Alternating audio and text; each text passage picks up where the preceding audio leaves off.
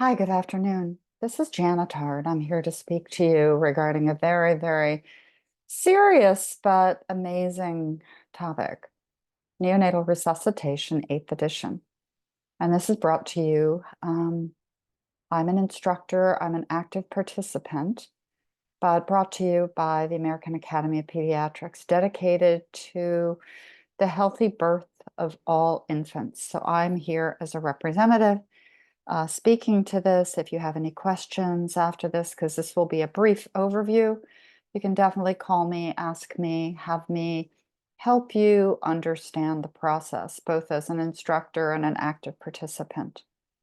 So it is a duty, a very high duty for a nurse to participate in the birth of an infant. And there's so many people that make up this amazing team, from nurses to doctors to respiratory therapists to ALS nurses to neonatologists to NICU people, that it all seamlessly goes back and forth. And that's mixed with equipment, preparedness, understanding risks and benefits. Again, passion and responsibility. They go hand in hand and they mesh. We will discuss all of that. So every time I step into the hospital, my students step into the hospital, my mentees step into the hospital, we are focusing on neonatal care, collaboration, preparedness, timely action by all of the team based upon the standard of care, which is the duty of a reasonable nurse to act within the scope of the scientific basis standard of care that says that once the infant is born, the infant's body takes over, the heart valves close, the heart starts to pump, and there's a very rapid transition from maternal circulation to infant circulation involving the heart rate going up, involving the presence of good tone, um, good reflexes, good heart rate, good breathing effort. It is actually a miracle, and our duty encompasses clinical skill, adherence to protocol, teamwork, and of course, ethical responsibility. It is basically a gold standard, NRP, 8th edition, and it involves immense clinical competence and knowledge to act swiftly, based upon our gut, those of us that have been doing it 30 to 40 years, to be present, to be active, to stand back, to record keep, to get equipment, to kind of keep our eyes on everyone as they circulate throughout the room, because there are going to be many risks going on at the same time. But it goes from the birth of a baby, trying to delay cord clamping, neonatal physiology, pathophysiology, cardiac compensation and adaptation to extrauterine life, and the assessment involving heart rate, respiratory effort, muscle tone, reflexes, skin color. Those of us at the delivery, the immense challenges: did the baby come out with a shoulder dystocia? Did the baby come out with the mom bleeding? All those things factored in. Are we allowed to do delayed cord clamping? Do we need to get the baby up on the mom? Do we need to assess that first 30 seconds? But it all goes hand in hand to a baby in postpartum at the bedside choking and having a change in color or tone. So we do all of it. So our key actions in managing the baby is airway first, always clearing the airway. Is there MEC or is there amniotic fluid? And do we need to remove it from obstructing the airway? Is there sufficient oxygen? Let's look at extremities. Are they blue or are they pink? Is the baby apneic, gasping, or has a heart rate below or above 100? What does the circulation look like, and how can we tell that? It's sort of based upon the presence or absence of pink, good heart tones, and the failure to adequately assess, okay, will direct what happens to that baby. So the most important thing is quick identification, early intervention, and prompt support. And the nurse is responsible for all that.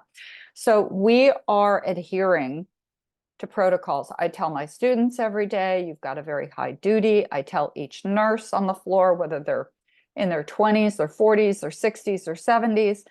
We must watch that baby. What were the risks at the delivery? Were there late decelerations? Were there situations where there was a lack of oxygen? Meaning, was there cord compression? Were there late decelerations? Were there tachycardia? And we look at everything in order to look at the presence of that baby. So then we're intervening by looking at 30-second intervals, and then intervening appropriately. Any deviation from the protocol or delay can lead to a baby having to go to NICU. So it's effective collaboration and teamwork, delegating and making sure that we have those 2 qualified people just for the baby.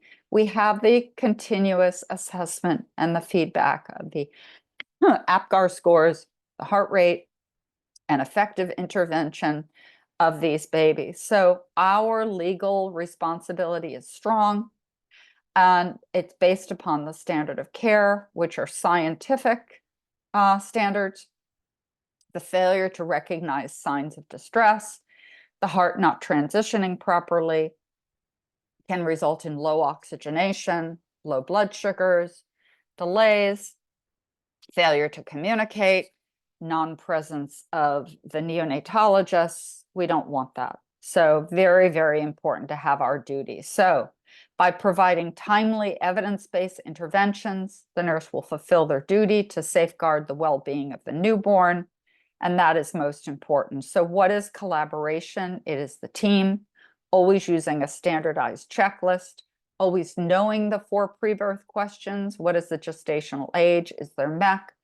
What is GBS status? And is there chorea, gestational hypertension, or gestational diabetes? Sorry about that. So we're looking at a spreadsheet here, and that's based upon our APGAR score. We add, 2 plus 2, or 2 plus 1 plus 1 plus 1. What are we looking at? A 4 or a 5? What do we need to do if the baby's a 4 or 5 out of 10? We need to stimulate, and we need to stimulate within that first 30 seconds. Why? Because we need to move oxygen around that baby and get them moving. Okay, so again, 2 qualified people, timeline, that first 30 seconds, very important. Second 30 seconds, we are starting resuscitation if the heart rate is less than 100. We're doing Mr. SOPA if we don't get effective ventilation. We need air exchange, and then heart rate falls lower than 60, we're doing chest compressions. Why? Because we need that blood and that oxygen to move about the body. This is a great graphic. I like this. I love blue for baby girls and baby boys. But again, what are our interventions? What are our outcomes? I'm more than happy to go over this in more depth. For right now, this is a very quick overview, knowing that if we're not effective, we're using the term Mr. SOPA to basically change our position, increase whatever we're doing, suction, clear the airway, get oxygen in and heart rate up. That is really what we're all about. Our key goals: prompt intervention, return of oxygenation, reduction of cell death. In the end, my passion, the wealth of the world, a healthy newborn baby. Thank you so much for your participation today. If I live my last breathing moment helping a baby, helping a family, I can cry right up to the finish line. So thank you so much. Big hug to all of you. Have a very, very, very lovely day. Take care. Bye now.